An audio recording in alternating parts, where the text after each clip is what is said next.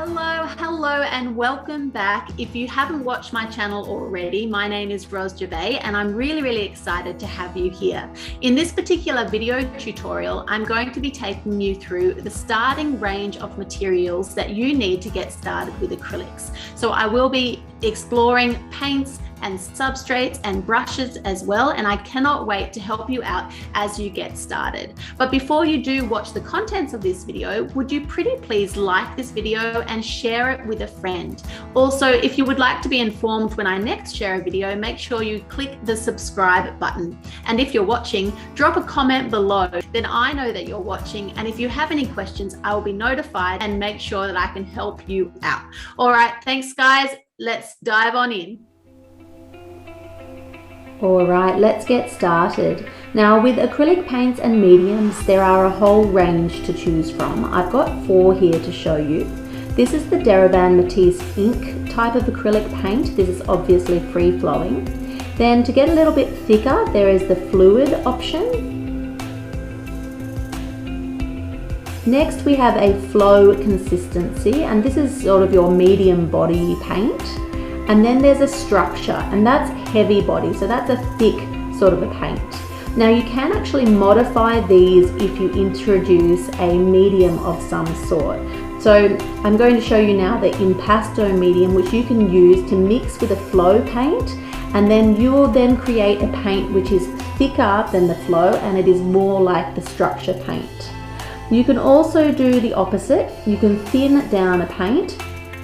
So you can use a product like this surface tension breaker and mix it with flow to create a paint that is a little bit more like the fluid, or you can use that product, mix it with the structure, and then that will give you a paint which is more like the flow.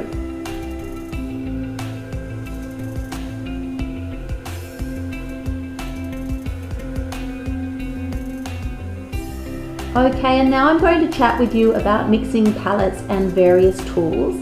I highly recommend working with a paper palette. These are super easy to use, and you just rip them off when you're done and pop them in the bin. I love to work with a mixing palette knife as well. I just find it saves a lot of paint and it's a lot of fun as well. You may also choose some sort of a paint tray with wells in it if you're painting with higher volumes. Now moving on to substrates for acrylics, there are a range of options, and I will be sharing 4 with you here. This one is a stretched canvas, and that is a thin frame.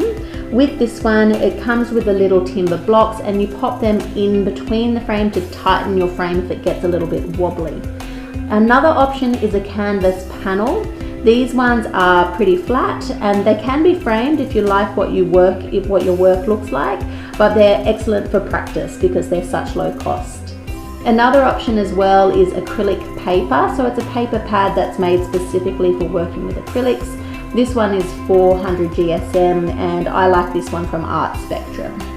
And the final option I'm showing you today is a canvas pad. So this is canvas as appears, as is included in a stretched canvas, but they're just sheets. So again, that's a much lower cost.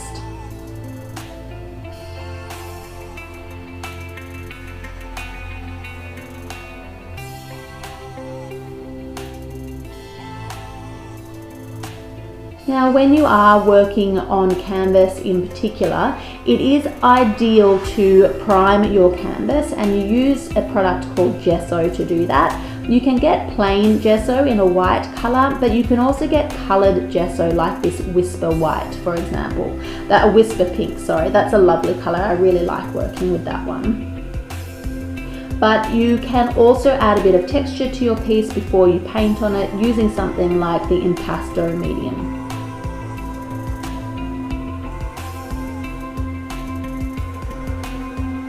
And finally, I'm going to take you through some brushes and a few other essentials.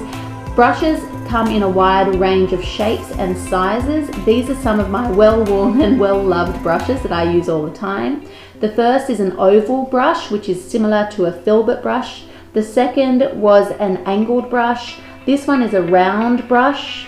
And the last one I'm going to show you is a flat brush, otherwise known as a bright brush. In addition to that, you're going to need a jar of water, a paper towel or some sort of a rag, and you're good to go.